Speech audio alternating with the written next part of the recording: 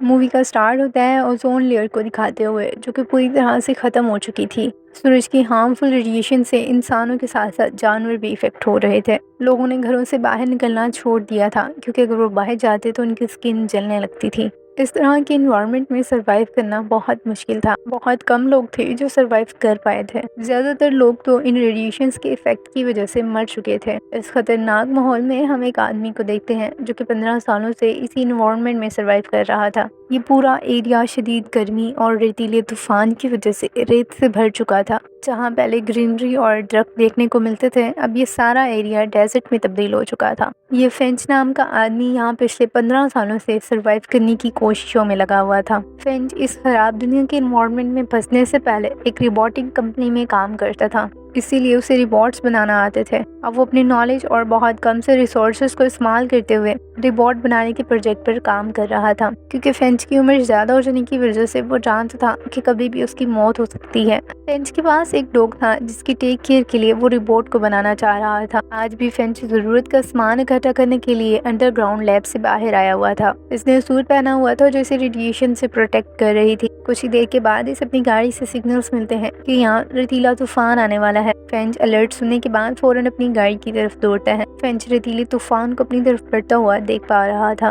इसके पास टाइम कम था, इसलिए अपनी स्पीड बढ़ाते हुए ये लैब तक पहुंच जाता है। ये अंडरग्राउंड लैब वही थी जहां पर ये रिबॉट बनाने के प्रोजेक्ट्स पर काम किया करता था। अंडरग्राउंड लैब को विंड पावर से एनर्जी मिलती थी। यहाँ पर वो इन रेडिएशन से बचने के तरीकों पर भी सर्च कर रहा था। साथ ही साथ रिबॉट बनाने का प्रोजेक्ट भी काफी हद तक कंप्लीट हो चुका था। फेंच रेडिएशन के इफेक्ट पर एक बुक पढ़ रहा था, जिसे पढ़ने के बाद वो सैड हो जाता है, क्योंकि वो जान चुका था कि इन रेडिएशन से बचते हुए वो ज़्यादा देर तक सरवाइव नहीं कर पाएगा। अब उसके पास टाइम बहुत कम था, उसे जल्द से जल्द अपना रोबोटिक प्रोजेक्ट कंप्लीट करना था। रिबॉट में डाटा ट्रांसफ़र हो रहा था। इसी दौरान फेंच इससे रिस्पॉन्स करने के लिए कहता है। फेंच इससे कहता है, अगर तुम मेरी आवाज़ सुन रहे हो तो अपनी गर्दन हिलाकर मुझे जवाब दो। पहले तो रिबॉट इसे कोई रिस्पॉन्स नहीं करता, क्योंकि अब तक कम्प्लीटली डाटा रिबॉट में ट्रांसफ़र नहीं हुआ।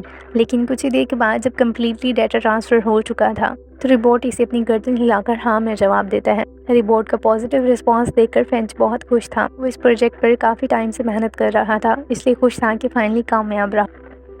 फेंच के पास मौजूद डाटा की बेस पर इनके पास अब सिर्फ 40 डेज बचे थे। फेंच के डाटा के मुताबिक ये दुनिया 40 डेज के बाद ख़त्म हो जाएगी। यहाँ कुछ भी बाकी नहीं बचेगा। फेंच को अब इस एरिया से कहीं बहुत दूर जाना था, इसलिए वो रिबॉट को बॉडी से कवर करता है, फिर इसे चलना सिखाता है। अपने साथ गाड़ी में बिठा कर अब ये दोनों सफ़र पर रवाना हो गए थे। कुछ ही आगे जाने पर फेंच को ब्लड की वोमिटिंग होती है। फेंच की तबीयत खराब हो रही।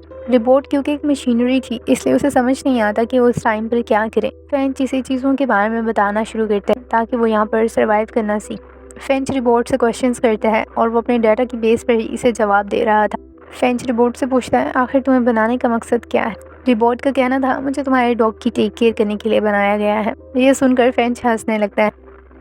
गाड़ी की विंडो से बाहर देखने पर रिबॉट को हर तरफ फैला हुआ डेजर्ट नजर आ रहा था। इस पर फेंच इसे बताता है कि कुछ अर्सा पहले यहाँ हरे भरे खेत हुआ करते थे, खूबसूरत सी नदियाँ थी, लेकिन सूरज की हार्मफुल रेडिएशंस ने सब कुछ तबाह कर दी। अब रिबॉट गाड़ी में पड़े हुए पोस्ट कार्ड्स के बारे में फेंच से पूछने लगता है। फेंच का कहना था, ये पोस्ट कार्ड मुझे मेरी फैमिली की तरफ से रिसीव होते हैं। इन पोस्ट कार्ड पर ब्रिजेस बनी हुई थी। फेंच का कहना था, एक टाइम पर मेरा ड्रीम था कि मैं इन सभी ब्रिजेस को लाइव देखूं और पूरी दुनिया घूमूं। रिबॉट कहता है, हमें अब पूरी दुनिया के सफ़र पर जाना चाहिए, लेकिन फेंच कहता है कि नहीं, अब मेरे पास इतना टाइम नहीं है। कुछ ही देर के बाद ये लोग एक थिएटर के सामने रुक। फेंच अपनी सप्लाईज को इकट्ठा करने के लिए थिएटर के अंदर जाता है। वहाँ पर इसे कुछ पॉपकॉर्न मिलते हैं। रिबॉट भी सप्लाईज को इकट्ठा करने में फेंच की मदद कर रहा था। फेंच रिबॉट को सिखा रहा था कि अगर मैं ना हूँ तो तुम भी इसी तरह से सप्लाईज को इकट्ठा करना। भी फेंच की गाड़ी से अलर्ट अलार्म बजने लगता है, जो इन्हें इनकी तरफ बढ़ते हुए स्टॉर्म के बारे में अलर्ट करता है। फेंच फौरन से अपनी गाड़ी की तरफ दौड़ता है।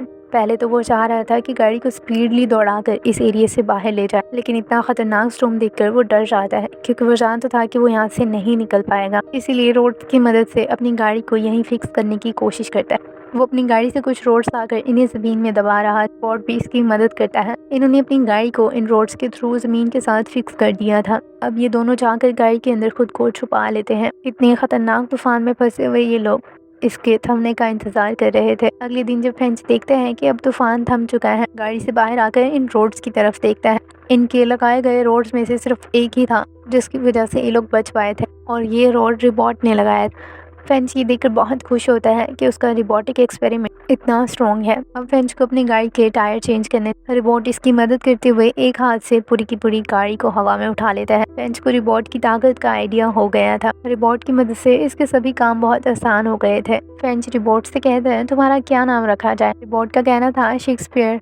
ये सुनकर फेंच बहुत हंसने लगता है। फेंच कहता है कि नहीं, तुम्हारा कोई छोटा सा नाम होना चाहिए जिससे तुम्हें बुलाने में आसानी रहे। रोबोट फेंच से कहता है, तुमने मुझे इस डॉग की टेक केयर के लिए बनाया है, लेकिन ये डॉग जब भी मुझे देखता है मुझ पर भौंकने लगता है। आखिर ऐसा क्यों है? फेंच इससे कहता है, क्योंकि डॉग तुम पर ट्रस्ट नहीं करता। ट्रस्ट करने के लिए टाइम लगता है, कुछ वक्त दो, उसके बाद डॉग को तुम पर ट्रस्ट हो जाएगा। अब फेंच रोबोट को ट्रस्ट पर बनाई गई एक स्टोरी सुनाने लगता है। क्योंकि वो तो एक रोबोट था, इसलिए इमोशंस को नहीं समझ पाता। रोबोट को गाड़ी चलाने का बहुत शौक था। वो फेंच से कहता है कि मुझे सिखाओ, लेकिन फेंच का कहना था, तुम पहले ठीक तरह से चलना तो सीख जाओ, फिर मैं तुम्हें बाकी चीज़ों के बारे में भी सिखा दूंगा। अब फेंच जब सप्लाईज लेने के लिए गाड़ी से बाहर जाता है तो जेफ इस मौके का फायदा उठाते हुए छोटे बच्चे की तरह गाड़ी के स्टीयरिंग के साथ खेलना शुरू कर देता है। इसी दौरान उसने गाड़ी चलाना भी शुरू कर दिया था। वो गाड़ी को ड्राइव करता हुआ कुछ आगे ले गया था। जिस एरिया में इसने गाड़ी को स्टॉप किया था, यहाँ बहुत तेज धूप थी। फेंच इससे कहता है, गाड़ी को वापस लाओ, क्योंकि मेरा सूट गाड़ी के अंदर ही है और मैं इस तेज धूप में नहीं निकल सकता।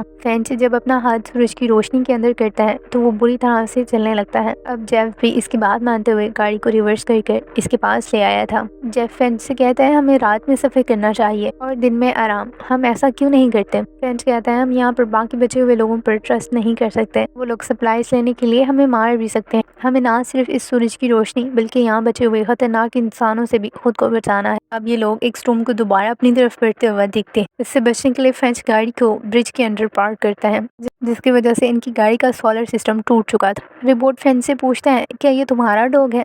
फेंच इससे कहता है कि नहीं। फेंच इसे अपनी कहानी सुनाता है कि कुछ अर्सा पहले सरवाइव करते हुए जब मैं मार्केट में घूम रहा था तो वहाँ मुझे एक छोटी बच्ची और उसके साथ उसकी मॉम नजर आई थी। छोटी बच्ची की मॉम ने उसे गन दी थी कि तुम्हें कोई भी इंसान नजर आए तो उसे शूट कर देना। तभी कुछ बुरे लोग वहाँ आए और उन्होंने सप्लाईज के लिए छोटी बच्ची और उसकी मॉम को मार डाला। मुझे आज तक बहुत दुख है कि मैं उस छोटी बच्ची को ना बचा सका। हालांकि अगर मैं कोशिश करता तो मुझे बचा लेता। जब वो बुरे लोग वहाँ से चले गए तो उस छोटी सी बच्ची का बैग चेक करने पर तो मुझे उस बैग से ये छोटा सा डॉग मिला था। उसके बाद से मैं इसकी टेक केयर कर रहा हूँ और इसे हमेशा अपने पास ही रखता हूँ। स्टॉर्म रुक चुका था, इसलिए अब ये दोबारा से अपने सफ़र पर रवाना हो गए थे। कुछ आगे जाने पर फेंच इस एरिया की अल्ट्रावायलेट रेस को चेक करता है। देख के बहुत हैरान था कि इस एरिया की सूरज की रोशनी बिल्कुल नॉर्मल थी। ये रेस इसकी स्किन को डैमेज नहीं कर रही थी। फेंच यहाँ पहुँचकर बहुत खुश था। आज इतने सालों के बाद पहली मर्तबा था जब फेंच खुद को सूरज की रोशनी के नीचे आज़ाद महसूस कर रहा था। फेंच अपना काफ़ी वक्त अब इसी सूरज की रोशनी के नीचे गुजारता है। रोबोट देखते हैं कि अब तो काफ़ी देर हो चुकी है। फेंच से कहता है, हम दोबारा सफ़र पर निकलना चाहिए। फेंच का कहना था, मेरे पास और हिम्मत नहीं है, मैं आगे का सफ़र नहीं कर पाऊंगा क्योंकि अब मैं बूढ़ा हो चुका हूँ, अब मुझ में इतनी ताकत नहीं रही। फेंच रोबोट को बताता है कि मैं गोल्डन गेट तक पहुंचना चाहता था क्योंकि मेरे डैड ने प्रॉमिस किया था कि वो मुझसे गोल्डन गेट पर मिलेंगे। इसी के साथ मैं दुनिया भर का सफ़र भी करना चाहता था, लेकिन मेरे ये ख्वाब अधूरे रह गए। अब अगर मैं मर भी जाऊं तो तुम डॉग को स्प्लाइस देते रहना और इसका ख्याल रखना। जेफ फेंच से कहते हैं, हमें आगे जाना चाहिए। जेफ इंसिस्ट करते हैं कि हमें आगे जाना चाहिए, लेकिन अब फेंच के पास ज़्यादा टाइम नहीं था। उसे ब्लड की वॉमिटिंग होने लगती है। जेफ उसे गाड़ी के अंदर ले जाता है और यहीं फेंच की मौत हो जाती है। फेंच की मौत के बाद जेफ उसे इसी एरिया में यहीं दफन कर देता है। कुछ दिन वो यहीं फेंच की याद में उसकी कब्र के पास ही गुजारता है, लेकिन अब इन्हें अपने सर्वाइवर के लिए आगे बढ़ना था। इसलिए अब जेफ गाड़ी को ड्राइव करते हुए अपने सफ़र पर आगे बढ़ जाता है। डॉग की भी जेफ के साथ अच्छी बॉन्डिंग हो गई थी, वो इस पर ट्रस्ट करने लगा था। कुछ ही दिनों के बाद ये लोग गोल्डन गेट तक पहुंच चुके थे, जहां पहुंचना फेंच का ड्रीम था।